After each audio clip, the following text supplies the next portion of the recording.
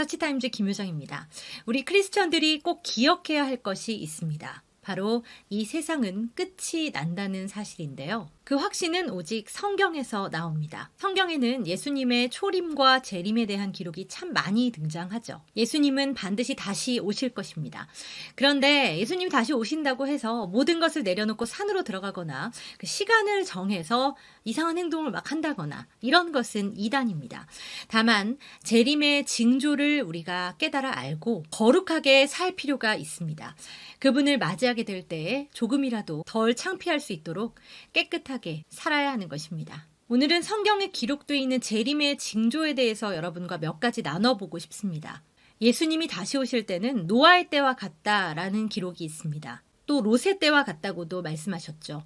이 두 때에는 사람의 죄악이 하늘을 찔렀던 시기입니다. 하나님께서는 홍수와 불과 유황으로 무서운 심판을 내리셨습니다. 노아의 때 하나님의 아들들은 사람의 딸들과 결혼해서 거인을 생산했습니다. 천사 숭배가 일어났고 하나님이 원치 않으시는 유전자 변형이 발생하게 됐죠. 하나님께서 미워하시는 것들을 극도로 사랑하는 일이 생겼습니다. 극도의 교만이 나타났던 시기죠. 유전자 변형의 핵심은 하나님의 창조 질서를 부정하는 것입니다. 유전자를 핀셋으로 이렇게 붙이고 또 뗐다 하는 일, 지금 가장 많이 일어나고 있는 일이기도 합니다. 1995년 미국의 몬산토사가 처음으로 콩의 유전자를 조작해서 병충해에 대한 면역력을 높인 다음 수확량을 크게 늘렸습니다. 현재 전 세계적으로 콩과 옥수수, 감자 등 50여 종이 이렇게 유전자 변형을 통해서 전 세계로 확산되고 있습니다. 유전자 변형 식품은 질병이나 해충에 굉장히 강하고 수확량을 늘리는 데는 분명히 효과가 있을 것입니다. 그러나 장기간 섭취할 경우에는 안정성 문제가 발생하고요. 생태계를 교란시킬 수 있다는 문제점을 가지고 있죠. 자, 유전자 변형, 이렇게 식물에만 국한될까요? 그렇지 않습니다. 최종 목적은 인간의 복제까지 이르게 됩니다. 1996년 영국에서 양과 개를 복제하는 데 성공하고요. 그리고 그 이후 20년 만에 중국에서 원숭이를 복제하는 데까지 성공합니다. 중국 기업인 보야그룹은 2016년에 인간 복제 기술을 가지게 됐다라고 밝혀서 큰 충격을 주기도 했죠. 또 롯의 시대를 대표하는 것은 바로 동성애입니다. 분명히 다른 육체를 따라간 것이죠. 그러므로 재림의 때의 징조는 노아와 롯의 시대와 같이 동성애와 인간 복제를 통한 유전자 변형을 꼽을 수 있을 것입니다. 그로 인해 부패와 혼란이 왔고 사람들은 하나님을 조롱하는 데까지 이르게 됩니다. 그 결과 노아 당시에 수억 명의 사람들이 살았지만 오직 8명만이 구원을 받았습니다. 구원받는 자는 마지막 때에 그리 많지 않다는 것을 기억해야 할 것 같습니다. 지금도 정치와 경제, 사회, 언론 모든 환경이 반기독교적인 것을 접하면서 우리 기독교인들은 많은 스트레스, 극도의 스트레스를 경험하게 됩니다. 노아의 때에도 사람들은 먹고 사는 데만 정신이 팔렸고 영적인 일에 무관심했습니다. 동성애와 인간 복제와 같은 여러 가지의 기독교인들은 저항할 수밖에 없고 이러한 기독교인들은 핍박의 대상이 됩니다. 이 같은 현상들 앞에 우리는 하나님만 바라보고 더욱더 거룩하게 살아야 합니다. 두 번째 재림의 징조는 바로 적그리스도의 등장입니다. 마지막 때에 등장하는 적그리스도는 세상을 통치하는 통치자의 개념인데요. 데살로니가 후서 2장 4절을 보면 적그리스도가 유대인을 도와주다가 성전으로 쑥 들어가서 그때부터 자신을 섬기고 예배하게 합니다. 요한계시록 13장에 보면 다들 아시듯이 짐승의 이야기가 나오죠. 이적과 기적을 보이고 이 땅에 있는 사람들을 속입니다. 그리고 형상을 만들게 하고 그 형상에 절하게 합니다. 모든 자들에게 표식을 받게 하고 이 표식이 없으면 사거나 팔지 못하게 합니다. 이 말씀에 대해서 여러분 생각해 보신 적이 있으십니까?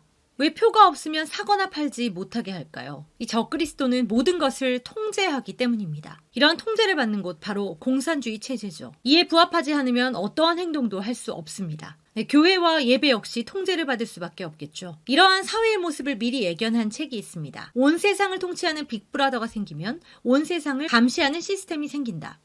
영국의 소설가 조지 오웰의 1984입니다. 소설 1984에서 빅브라더는 텔레스크린을 통해서 온 세상을 감시합니다. 심지어는 화장실에까지 몰래카메라가 설치되어 있어서요. 모든 것을 감시하게 되고 사생활은 당연히 침해받게 되겠죠. 희망적인 권력체제가 아니라 독재 권력이 민중을 유혹하고 또 정보를 왜곡해서 모든 것들을 얻어내는 것입니다. 이러한 모습은 1984년에 이루어지진 않았지만 70년이 지난 지금 우리 앞에 펼쳐져 있습니다. 빅브라더와 관련해서 현재 가장 주목을 받고 있는 나라는 중국입니다. 알리바바 마윈 회장은 2015년 얼굴을 인식하는 시스템을 개발했습니다.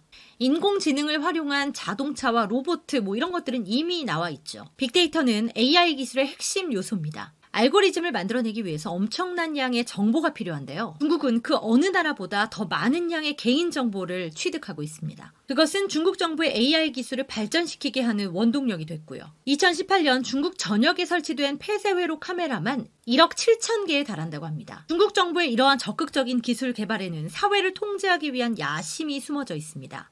2018년 춘절 기간 동안 한 안경이 선을 보였는데요. 중국 공안이 이 스마트 안경을 끼고 나온 겁니다. 범죄 용의자 추적, 이 텐왕을 위해서 만들어진 이 안경은 0.1초 만에 최대 10,000명의 얼굴을 스캔해서 범죄 이력과 개인의 신상 정보를 다 찾을 수 있다고 합니다. 중국 정부는 올해까지 14억에 달하는 국민들에 대한 안면인식 시스템을 개발할 것이다 이렇게 공언했는데요. 해외 여러 국가들과 매체들은 이 중국의 AI 기술의 발전을 조금은 우려하고 있습니다. 보안적인 측면에서는 향상이 되겠지만 정부의 감시와 통제 기능이 강화될 것이기 때문이죠. 미국의 의회는 중국의 이러한 빅브라더 감시망에 미국 기업의 참여를 막아라라는 것을 상무부에 건의하기도 했습니다. 유럽에도 이런 사회주의 요소가 굉장히 많이 침투해 있고요. 남미는 거의 장악당했다고 요즘 굉장히 보도에 많이 나오고 있죠. 세상은 개인의 자율성을 침해하고 독재를 가능하는 체제에 열망하고 있습니다. 이것이 적그리스도의 모습이 아니면 무엇이겠습니까? 대한민국도 상황이 많이 다르진 않습니다. 극도의 반미주의가 횡행하고요. 자유민주주의와 자유시장 경제체제를 부정하는 움직임마저 포착되고 있습니다. 특히 문재인 정권 들어서 우리를 위협하고 있는 사회주의 개헌 시도, 또 극도의 포퓰리즘, 계급투쟁과 이슬람과 동성애 침투와 같은 반기독교적인 사조의 확산은 대한민국을 사회주의에 한 발 가깝게 다가서게 하고 있습니다. 사회주의 정책에 물들면 이 무상병에 걸려들기 때문에 헤어나기가 쉽지 않습니다. 아무리 거짓 선동을 해도 마법에 걸린 사람처럼 거기서 빠져나오기가 어려운 것이죠. 성경에 이렇게 말씀이 예언되어 있기 때문에 우리 전 세계가 공산주의 사회주의화 되고 있는 것을 완전히 막기는 힘들 것입니다. 하지만 우리는 마지막 때에 옳고 그름을 반드시 구별해야 합니다. 뜨겁게 기도하고 뜨겁게 행동하면서 사탄이 원하는 그 통제 시스템을 막아야 할 것입니다. 노아와 같이 지금 굉장히 많은 스트레스를 받고 계시겠지만 끝이 가까이 오고 있고 또 예수님을 공중에서 만날 그 기쁜 날을 생각하면서 서로 위로하고 또 이 재림의 확신을 함께 공유하면서 소망을 가지고 거룩하게 살고자 노력하는 저와 처치타임즈 구독자 여러분들이 되시기를 소망합니다. 처치타임즈 김효정이었습니다.